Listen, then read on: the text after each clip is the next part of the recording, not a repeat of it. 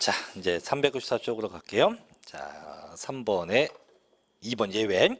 자, 아까 이제 분명히 2년 이상 보유, 이제 원칙은 이제 보유기간인데, 자, 대원칙은요. 자, 몇 년 이상 보유? 2년 이상 보유. 이게 이제 대원칙이었어요. 근데 예외는 이 보유기간에 제한이 없다 이거죠. 보유기간에 제한이 없다. 제한 없이 과세하지 않는 건데, 자 이제 기억본 볼게요. 보니까 자 민간 임대주택에 관한 특별법에 따른 민간건설 임대주택이나 혹은 기타 공공주택 특별법에 따른 공공건설 임대주택을 취득해서 양도하는 경우로서 해당 임대주택이 언제부터입니까? 밑줄 임차일로부터 양도일까지 거주기간이 5년 이상이면 된대요. 그럼 얘는 뭐냐면 자 내가 양도한 게 임대주택이에요. 임대주택. 그럼 얘는 결론. 자, 보유 기간은 필요 없다. 대신 몇 년 이상 거주하면 돼요. 5년 이상 거주만 하면 된대. 그래서 임대주택은 보유 기간은 관계없다. 다음은 내가 얘를 5년 이상 거주하면 된다. 언제부터 언제냐? 자, 볼게요. 내가 어떤 임대주택을 이때 임차했어요. 주인 입장은 임대인데 세입자는 임차입니다. 임차하고 1년, 2년, 3년, 4년 정도를 이 집에서 거주했어요. 거주해. 그게 4년. 자, 4년 정도 살다 보니까 이게 이제 공공주택이니까 얘를 아예 분양을 받았어요. 4년 임대하고 분양을 받아서 다시 1년, 2년 있다가 2년간 더 거주했지. 거주하다가 요 집을 양도했어요. 양도.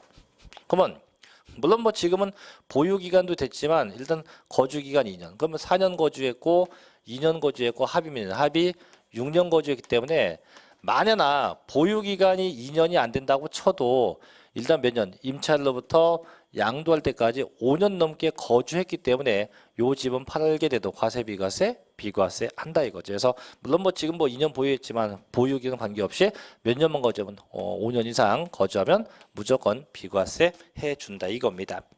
자, 넘겨서 우측에 두 번째. 니은 디귿 니을번은 묶어줘요. 니은 디귿 니을번 묶어요. 그래서 두 번째 거는 이제 수용된 건데 이 수용되면 아예 기간 제한 없어요. 보유 기간이건 거주 기간이건 하등에 기간 제한 없이 전부 다 비과세 가능해서 전부 다 기간에 관계 없다.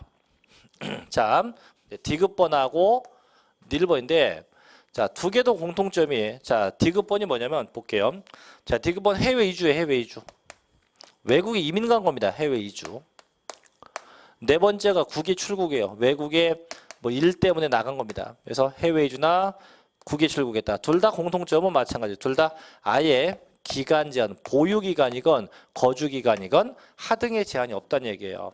다만 둘 다 공통점이 있어요. 둘 다 공통점은 출국일 현재 반드시 1주택이어야 돼요. 주택이 한 채여야 되고 또 하나 그 출국일로부터 적어도 2년 내에는 처분해야 돼요. 2년 내는 처분해야 한다. 그래서 출국일 현재 주택이 하나야 되고 2년 내 처분해야 한다. 자, 디귿번 읽어볼게요. 자, 해외이주법에 따른 해외이주로 세대전원이 출국합니다. 다만 밑줄 출국일 현재 1주택만을 보유하고 있는 경우로서 그 출국일로부터 몇 년 내? 2년 내에 양도한 경우에 한정돼요. 자, 니을번도 마찬가지예요. 1년 이상 계속해서 국외 거주를 요하는 취약 혹은 근무상 형편으로 세대전원이 뭡니까? 출국합니다. 마찬가지 출국일 현재 1주택을 보유하고 있어야 되고 또 출국일로부터 몇 년 역시 마찬가지 2년 내에 양도한 경우에 한정된다고 합니다. 오케이. 자, 이제 미음번 보죠. 자, 미음번은 최소한 보유는 필요 없고 1년 이상 거주하면 돼요. 1년 이상 거주하면 돼요. 이유가 뭐냐? 학교의 취약 때문에 집을 팝니다. 또 근무상 형편 때문에 집을 팝니다. 또 세 번째 질병 요양 때문에 집을 팝니다. 그래서 이렇게 셋 중에 하나 때문에 집을 팔게 되면 이때는 보유기간 관계없다. 단 몇 년 이상 거주, 1년 이상 거주했다가 팔면 돼요. 자, 볼게요.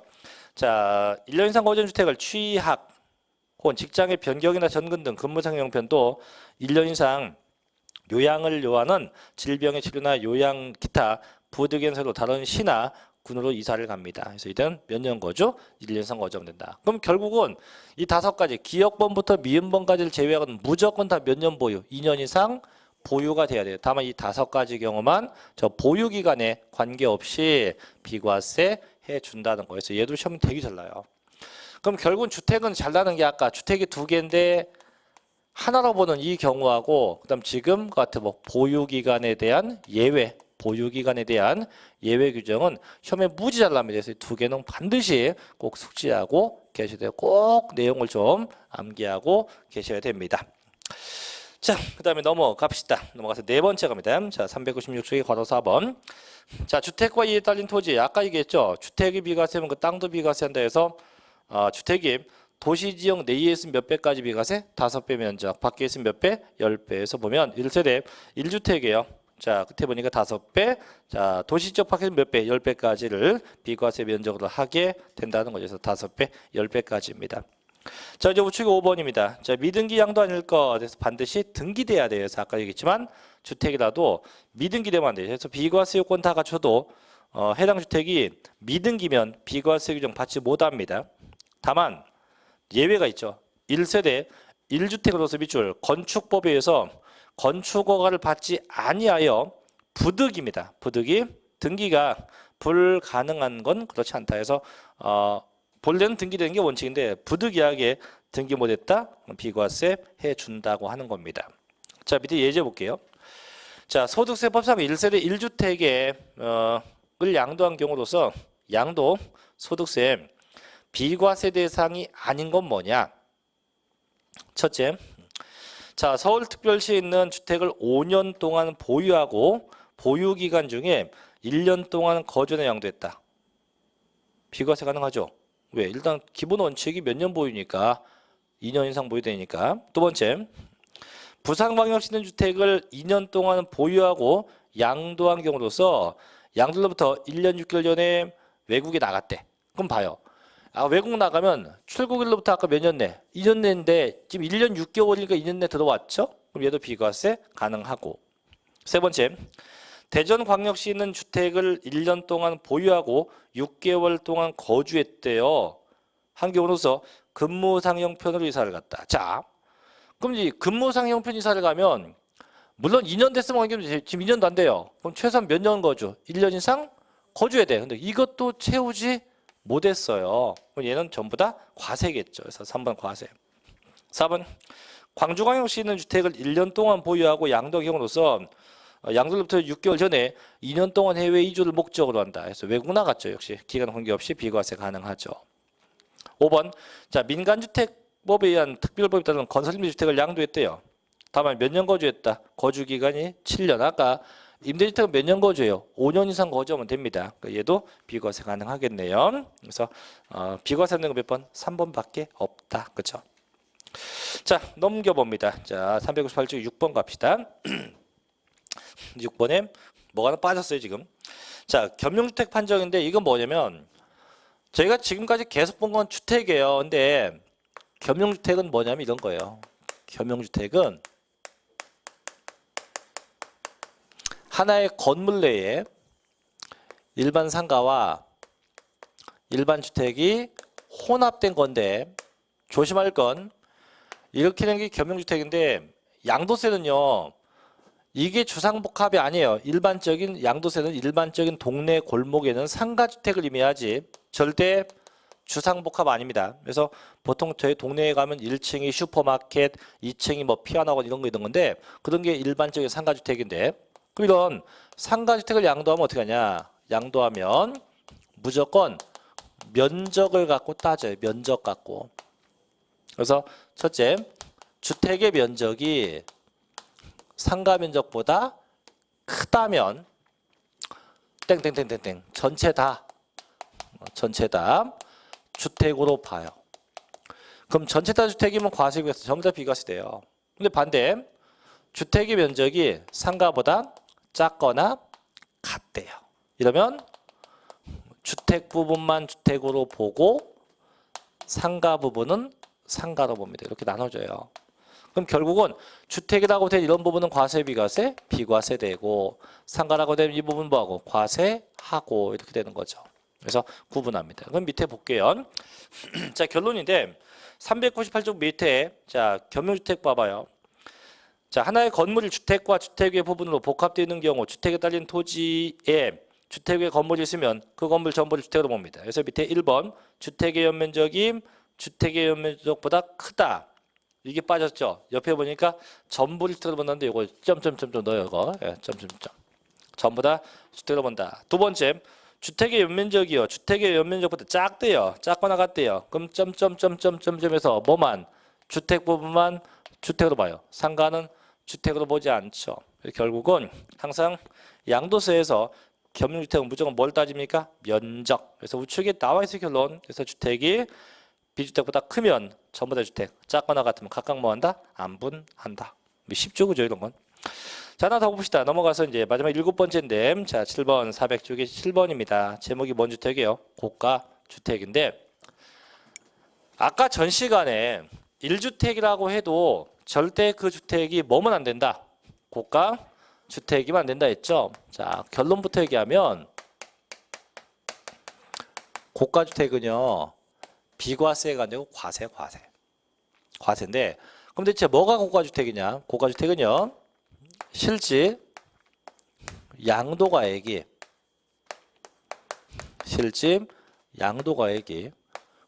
9억 원을 초과하는 주택이에요.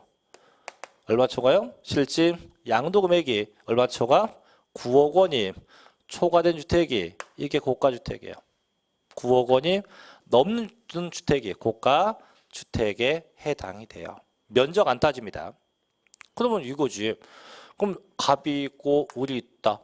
그럼 갑은 주택을 팔았어요, 이번에. 꼴랑 9억에 팔았어. 고가 주택이다 아니다. 아니죠. 왜? 초과돼야 되니까. 그럼 얘는 9억이면 당연히 비과세 가능해요. 을은 자, 주택을 팔았어요. 얼마에? 9억하고도 500원에 팔았어요. 9억 넘었죠? 고가주택이야. 그럼 과세 비과세? 과세 하는데 왠지 좀 의려 억울하겠지, 그죠? 더 받은 게 얼마입니까?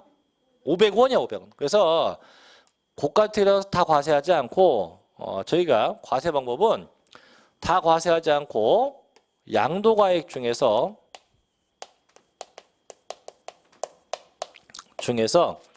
9억 원까지는 비과세 해줘. 똑같이 비과세 해주고요. 해주고 두 번째 9억 초과분 9억 초과액만 과세하게 돼요. 이렇게 돼요. 그래서 결론 9억 초과분 과세한다 해서 이 초과된 금액을 항상 이 공식에 넣어서 양도차익을 구해요. 어떻게 구하냐? 양도차익 곱하기 무엇분의 양도 가액분의 양도 가격 빼기 9억 이렇게 해갖고 구한대요. 그럼 이게 뭔 얘기냐? 자, 예제를 한번 보여줄게요. 맨 밑에 그 예제 보세요. 결론 예제 400쪽 1번. 자, 갑은 8억 원에 취득한 고가주택을 2년 이상 보유 거주하다가 12억에 양도했다. 양도차익 얼마냐? 자, 한번 봅시다. 지금 양도금액이 얼마입니까? 12억 빼기 취득금액이 얼마입니까? 8억. 양도차익 얼마입니까? 4억. 이게 답 아니에요. 4억 아니라고. 왜? 자, 분명히 했어요. 그럼 일단 양도금액이 12억이면 9억 넘었으니까 고가주택인데 그럼 고가주택이 얼마까지 비과세? 9억. 그럼 12억에 팔면 얼마까지? 이 중에 9억은 비과세고 얼마면 과세? 얘에서 1 빼면 돼. 3억만큼만 과세. 그러면 결국은 12분의 3만 과세야. 그럼 얘가 4억은 12억에 대한 양도차익이에요. 그럼 저희가 볼 건 얼마? 3억에 대한 양도차익이 얼마인지 요걸 계산해야 돼요. 3억에 대한 양도차익이 얼마인지 요걸 계산해야 됩니다. 그럼 어떻게 하냐? 공식이 넣으면 돼요. 양도차익 4억이야. 4억 곱하기 얘는 전체분이죠. 12억에 대한 양도 차익이었어요. 곱하기 12억 중에서 얼마 비과세? 9억 비과세니까 9를 빼면 되지. 그럼 얼마예요, 그러면? 1억인가요? 3, 12, 1억이네, 1억. 그럼 양도 차익은 얼마입니까? 4억이 아니고 3억에 대한 양도 차익이니까 얼마? 얘는 1억이 되겠죠. 이렇게. 그래서 계산된 게 얼마? 1억이라고 하면 돼요.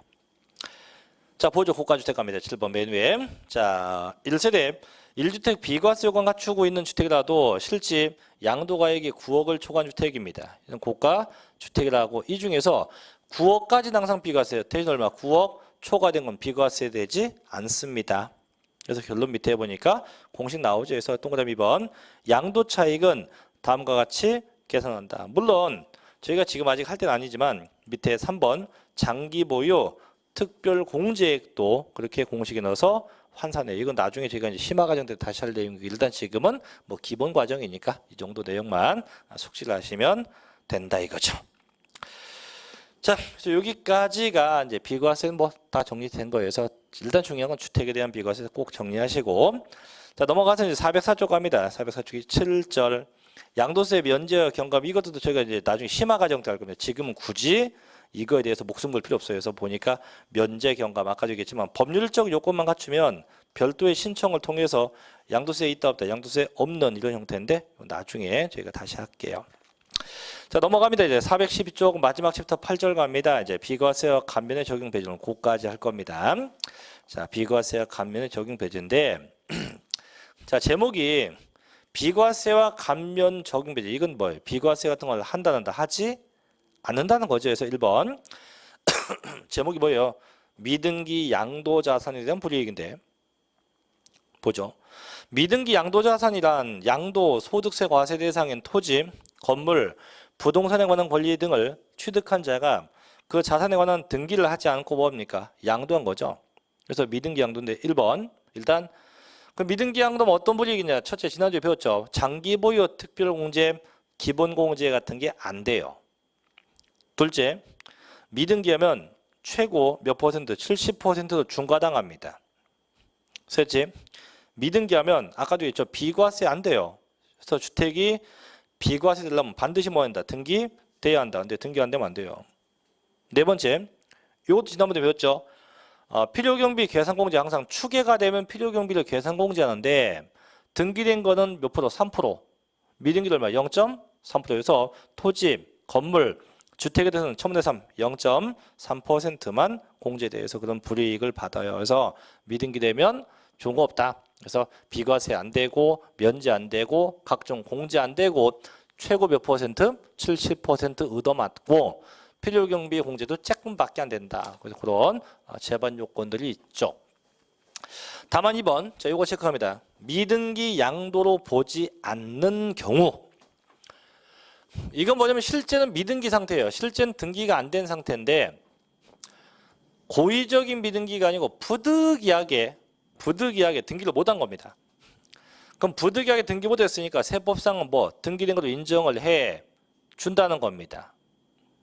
자 1번 장기할부 조건으로 취득해서 등기 불가능했다. 자 보통 계약금을 주고 잔금을 줘야 등기 넘어오는데 지금 장기할부예요. 할부는 자 몇 년 혹은 몇 개월 후에 잔금 주는 거예요. 그럼 가령 내가 할부 기간이 3년이었다. 그럼 3년간 할부금이 완납돼야죠. 그죠? 되고 나야만 등기가 넘어올 거예요. 근데 지금은 아직 할부금 완납을 못한 거예요. 못한 상태에서 중도에 팔게 된 거죠. 할부금 못 넣어갖고. 그럼 등기가 돼 있다 안 돼 있다? 안 돼 있겠지. 그죠? 안 돼 있으면 안 한 게 아니고 못한 거니까 등기 등으로 본다 이거죠. 두 번째 법률이나 법원의 결정에서 등기 불가능했다. 등기하고 싶은데 역시 못했어요. 법원에서 하지 말랍니다. 세 번째 농지예요. 그래서 비과세 농지 또는 교환하거나 대토한 농지 같은 겁니다. 이런 거 다 등기한 데도 봐줘요. 왜냐하면 농지는 봐줘요. 왜냐하면 저희 아버지도 농사를 짓고 저희 엄마도 농사를 졌지만 특히 저희 아버지는 그래도 좀 나아요. 중개사공부를 했었으니까. 근데 저희 엄마는 중개사공부도 안 했어요. 등기부등본 볼 줄도 몰라요, 솔직히. 근데 나중에 그러면 저희 아버지가 돌아가셨다고 하고 저희 엄마가 그 농지를 상속받을 거 아니에요, 그죠? 그럼 등기를 할까요, 엄마가? 등기라는 거 모르니까 그냥 돌아가시면 그냥 사망 신고하면 되겠지라고 할 거예요. 한참 뒤에 그 농지를 팔라고 했더니 국가가 당신은 미등기 양도야. 양도세 70% 그럼 제 엄마도 죽을 거예요. 놀래갖고. 그래서 농지는 법이 관대하게 봐주게 됩니다. 자, 네 번째입니다. 1세대 1주택으로서 건축 허가 받지 못해서 등기 불가능했다. 이도 마찬가지에서 건물을 지면 반드시 건축 허가를 받아야만 건축 허가 필증이 나와요. 그래야만 등기 가능한데 지금은 건축 허가 받지 않았어요. 그럼 건축 허가 필증이 나옵니까 안 나옵니까? 안 나와요. 이게 안 나오면 등기를 하고 싶어도 소유권 보존 등기를 못 해요. 그래서 얘도 안 된 거지만 된 걸로 본다. 우측 5번. 자, 상속에 의한 소유권 이전 등기를 하지 아니한 자산으로서 자, 수용됐대. 즉 이건 뭐냐? 상속받자마자 수용된 겁니다. 부모님이 어제 돌아가셨는데 오늘 부모님 땅에 수용된 거예요. 그럼 등기할 시간이 있다 없다? 없었겠죠. 그럼 얘도 안 한 게 아니고 못한 겁니다. 자, 6번은 제목 쓸게요. 앞에다 환지입니다. 환지. 환지. 자, 7번도 제목 씁시다. 7번 채비지입니다. 채비지. 그럼 저희가 이건 공시문명서 배웠을 거예요. 환지와 채비지는 언제 등기할 수 있다고 배웠어요. 환지 처분 공고일의 다음 날이에요. 다음 날. 근데 둘 다 공통점이 뭐냐? 환지 처분 공고일 전에 처분한 겁니다. 언제요? 환지 처분 공고일 이전에 처분한 거예요. 그러면 얘도 마찬가지 등기를 안 한 게 아니고 못했겠지, 그죠? 그래서 얘도 마찬가지, 둘 다 마찬가지 등기된 걸로 인정을 해준다. 그런 정도까지 볼게요. 그래서 이번 달은 여기까지 합니다. 여기까지 해서 듬성듬성 좀 안 한 거 있죠, 그죠? 안 한 거는 이제 조심할 게 뭐냐면 귀찮아서 하는 게 아니고 일단 출제될 확률이 없어서 안 한 게 많아요. 거의 안 나와서 안 한 게 많고 그게 안 한 거고 그 다음에 굳이 지금 안 해도 돼요. 나중에 저희가 5월달 넘어가서 해도 충분한 내용들이니까 그래서 뭐 고안한 거는 지금 신경 쓸 거 없다. 또 책이 또 너무 늦게 나와갖고 그죠? 제가 게을러서 그렇습니다. 죄송합니다. 그래서 이제 다음 달 3월부터는 책이 나왔으니까 3월부터는 다시 꼼꼼하게 볼 겁니다. 볼 거고 요번 달 안 한 것도 일부 볼 거, 일부만 볼 거, 일부만. 그 다음에 5월달 가서는 지금 안 한 것도 있을 거고 이때 또 안 한 것도 있을 거예요. 이때 안 한 거 다 볼 겁니다. 다 볼 거고 이렇게 진행할 테니까 그렇게 참고하시고 어쨌든 겨울 내내 추운 날 고생 많았어요. 그죠? 날도 추운데 따뜻한 봄이 옵니다. 다음 주부터. 그래서 다음 주는 제가 휴강을 하고요. 다다음 주에 뵈야겠는데요. 그래서 어쨌든 두 달 동안 고생 많이 하셨고요. 이제 시작입니다. 이제 이번 달은 워밍업 한 거예요. 저와 함께 두 달 동안 워밍업 했고 3월부터는 이제 좀 더 열심히 하고 또 매 시간마다 유인물도 줄 거예요. 시험도 볼 거고 할 거니까 좀 감안하시기 바랍니다. 자, 고생들 많이 하셨고요. 따뜻한 봄날인 3월 달에 뵙죠. 자, 마치겠습니다. 자, 수고했습니다.